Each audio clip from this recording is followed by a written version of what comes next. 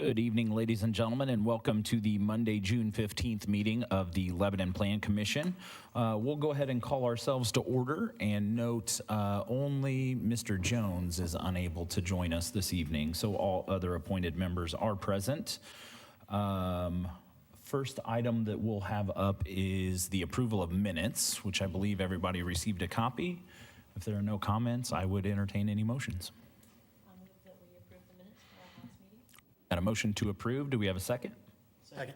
We have a motion and a second. All those in favor, please signify with an aye. Aye. All those opposed, same sign. That motion does carry. Moving on to old business, we do have one item under old business that will be continued to a special meeting.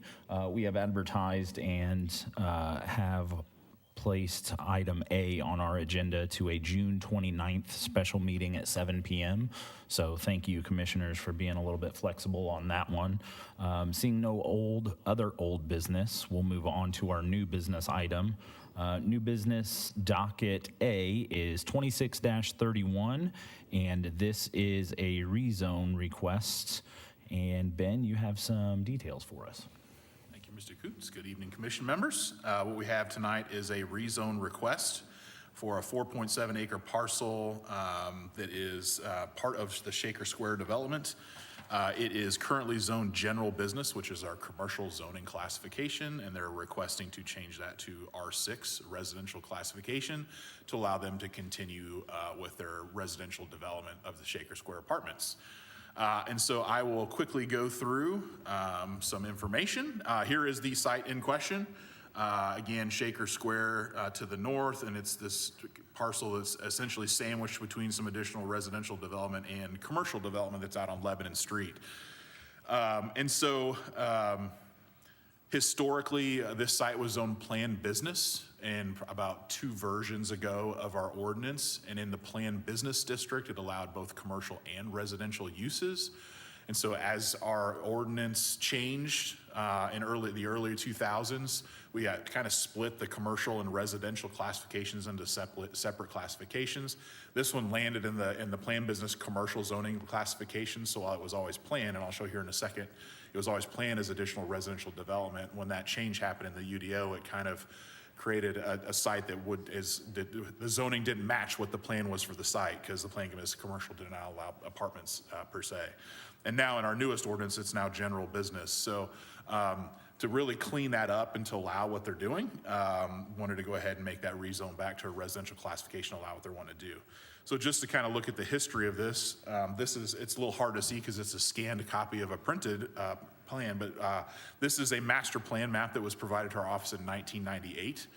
Showing the overall development, and you can see there's that weird shaped parcel we're talking about right here. They had shown back in 1998 already plans to continue the Shaker Square development on that parcel and have, in this case, additional apartment buildings along with parking. So this is something that's not necessarily foreign or a secret, that there was always plans to do some additional development back here. It's just that the zoning, as it got modified over time, kind of went away from the residential classification.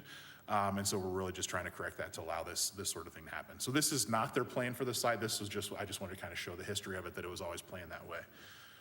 So a little bit on what they are planning. The conceptual plan that they provided as part of their rezone request is showing a townhome development that would, again, derive access from the north, similar to the master plan, but then have a series of buildings with either 4 units or 6 units for townhomes on this site. So that, in order for them to be able to do that, they need to rezone to the R6 zoning classification to match up what they're trying to do.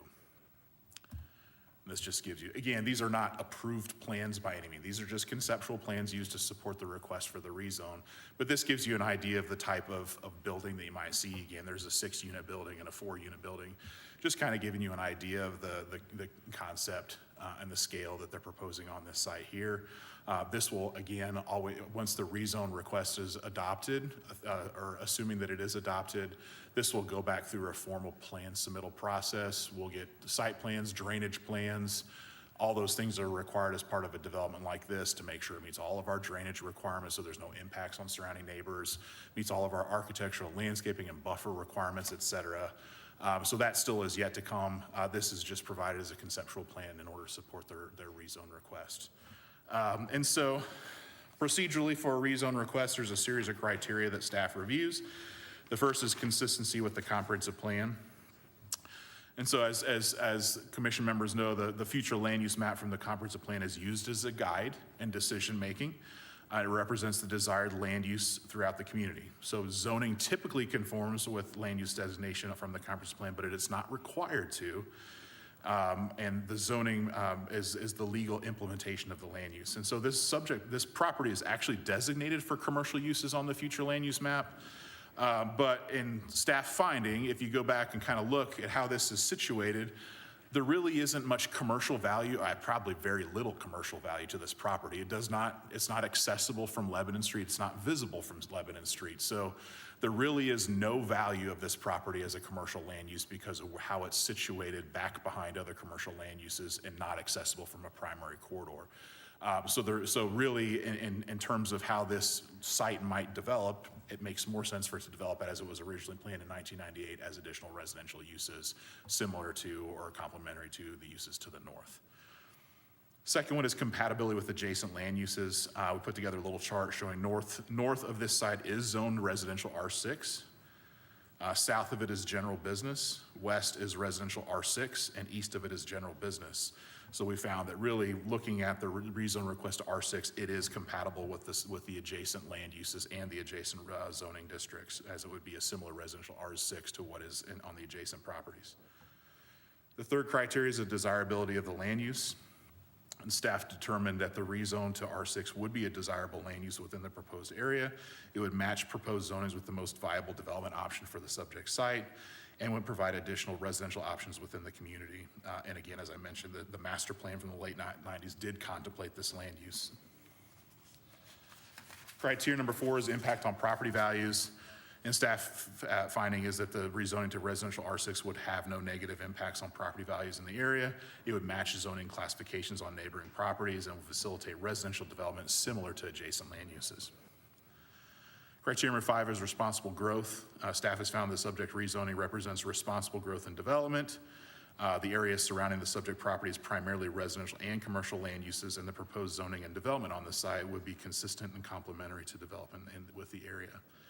So with that, then, staff has recommended this petition be forwarded by the Plan Commission to the Common Council with the favorable recommendation.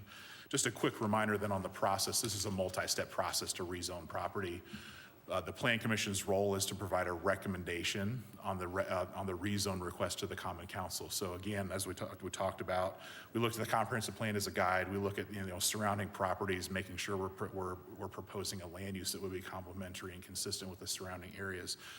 So the Plan Commission would provide a positive or a negative recommendation to Common Council on the rezone request, and then the council would then consider a rezone ordinance and consideration of the recommendation from the Plan Commission to potentially adopt or not adopt a rezone request to the residential R6 zoning classification. So it is a multi-step process in terms of the use itself and the zoning that is being proposed. And then if and or when the council does adopt that rezone request, then the applicant would then go and design and develop site plans, drainage plans, et cetera, submit those to our office, and that's when the more technical review happens to make sure they meet all of our design and development standards for the proposed site. So with that, I'd be happy to then answer any questions. Thank you, Ben. Any questions from the commission? So for mine, just to clarify, so because this is not the actual plan itself, this hasn't gone through like TAC or anything like that, correct? This is all simply conceptual the at this point. We haven't looked to see whether this is actually feasible based on technical conditions on the site. This is all conceptual just to show you a potential land use in support of the rezone request. Okay, perfect. Thank you. Anything else? Thank you very much, Ben. So this item is a public hearing item, so I will officially, we should probably hear from the applicant first. My apologies. If you just give us your name for the record, I would appreciate it. Yeah, my name's Brad Neely. I'm here with RTS Law for the petitioner, Shaker Square LLC. So As stated, I mean, this property contains one vacant parcel of approximately 4.7 acres. We intend to use this parcel to continue that prior development from Shaker Square. Currently zone GB, requesting to rezone to R6 to allow to continue that planned use. And then as previously stated, prior to zoning updates, this was zoned business commercial, which would have permitted the planned use without a rezone. We agree with the staff's report recommendation. We respectfully request your approval. Happy to answer any questions. I've also got Nick Schumann here with me to help if there's any questions I can't answer. Awesome. Thank you very much. Any questions from the commission for the applicant? Keep it easy on you tonight so far. And with that, now I should probably open the public hearing. So I will officially open the public hearing on docket 26-31. If you do have any comments, please feel free to step to the microphone, state your name for the record, and please limit comments to 3 minutes if possible.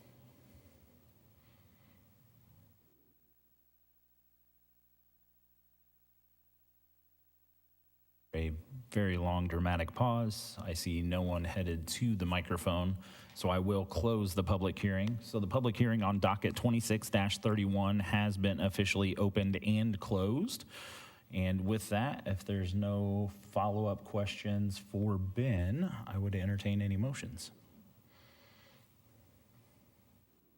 I'll make a motion that we that we recommend with a favorable recommendation, the residential R6 zoning classification to the Common Council for their consideration.